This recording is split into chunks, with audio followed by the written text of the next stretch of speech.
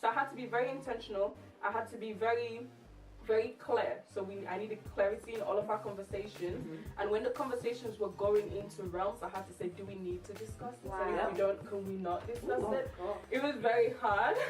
And then that's how women should be, like, you know. And it got really bad. It got to the point where we then decided, you know what, it's not going to work at all. And we had to stop speaking for a while because, like I said, with us, it was our natural default. And because we had decided, for good reasons, that we were not going to pursue a relationship, we couldn't be together, even though we naturally gravitate towards being together, then we had to be really tough. And he actually was really tough for me when the person has to want the same thing, because otherwise it's never going to work. They have to want that clarity. So he was very much, I'm going to have to cut you off, I'm going to have to, take some time, away, and you have to respect that. And then I was telling Drea today about my emotional spasms, which I get because you make these decisions, you put these really firm boundaries, and then one day you're like, oh, but I miss him. I just want to know how he's doing. And then you breach everything you put in place. But then if you have someone really good, they'll affirm and go, what are you doing? This is what we're going to say. But if you don't have someone, they'll be like, you go straight back into that. Or if they're really over it, they're going to be like, why are you texting me? But I think it's really important to know why you're doing it. But I got to the point where I was tired of being that. I don't know what, I realized what I was, and I was this safe place to you that almost you couldn't feel lonely because I was there. I agree with everything you said. Like, I think it's so important to, if you've made the decision that we're not going to do this anymore, to put your foot down and stick with that decision.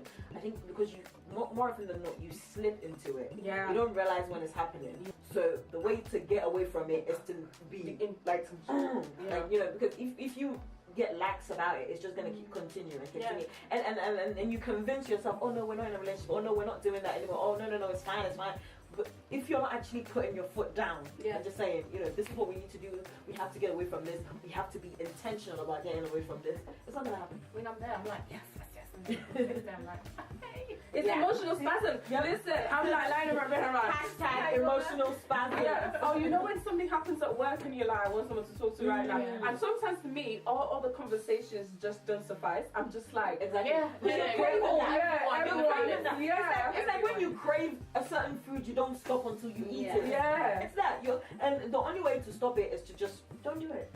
But it's so hard. I'm not in here saying it's easy. It's not easy at all. And those emotional spasms at all. Because especially, usually you find they're a lot like you, and they support you. They say the right things. And then imagine having that emotional uphold for a very long time, and then suddenly you're trying to move it. I think your first thing is either make the mistake of find someone else you become this thing with, or if it's not someone, find something else you do this thing with. Or you just accept that. I remember when I said we're all going to be lonely in here. I said that to everyone. Once we just have to accept we're going to be lonely. Just accept it like, I feel lonely, and then talk to God about the loneliness and not try to counterfeit it with all these other things you could use, and then just do it. And then eventually after a while you don't even notice that you guys